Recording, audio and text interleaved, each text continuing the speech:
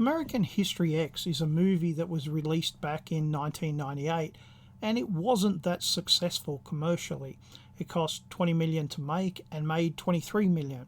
Hollywood considers a movie successful if it makes back 3 times what it cost to make, but it is certainly a well-known movie and one that I'd seen before, but not for quite some time.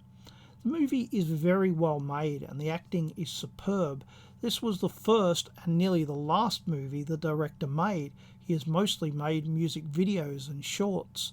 The script had been floating around for a few years and it had a reputation as being the best script that no one wanted to make. Maybe the lack of mainstream success of the director shows why. Edward Norton plays the main character. In fact, he plays 3 different versions of the same character. All believable. In fact, the only character I didn't believe was the father, who has a short scene near the end of the movie.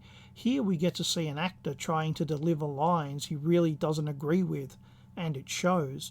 The story is told in 3 time periods. Derek Vineyard, played by Edward Norton, is a neo-Nazi whose father was a fireman who was murdered while doing his job in a black neighbourhood. He kills 2 black criminals and goes to jail. Released after 3 years, he has turned against what he once believed. Another character who weaves in and out of the story is his younger brother Danny. The politics of the movie is quite interesting. It seems to be giving you entry to a world that you would not get to see otherwise, but it's also a case of close but not close enough. It is Hollywood's idea of what neo-Nazis should look and sound like, and not an attempt to accurately portray anyone as they were. I think in particular of the words. A few times throughout the movie, real political issues are raised, such as illegal immigration, black crime, etc. Nearly everything said is true, but in other areas the movie makers don't believe the words spoken. In the background is a Svengali-like character pulling the strings. Neo-Nazis don't really believe what they say. They're simply misguided and ill-informed.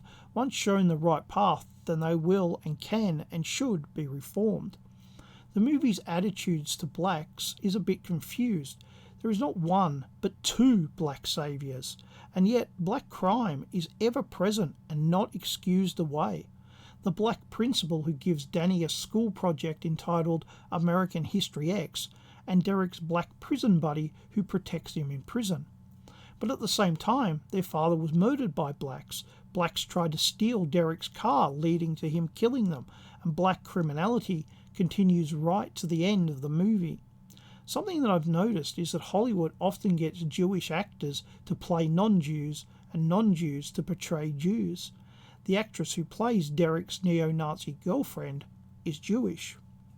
If Derek were a real person, today he would have a black wife and children, and he'd make his living denouncing whites. His turnaround is that complete. In the deleted scenes, there's a scene where he has this interaction with a little black girl. He goes from hate to love. Also, 3 years for killing 2 people, one by shooting them and the other by curb stomping them. The subtext is that neo-Nazis are protected, which, love them or hate them, ain't true.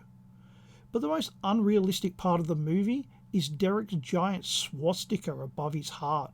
Every time I saw it, it looked as fake as it really was. On IMDb, this movie is rated 8.5 out of 10.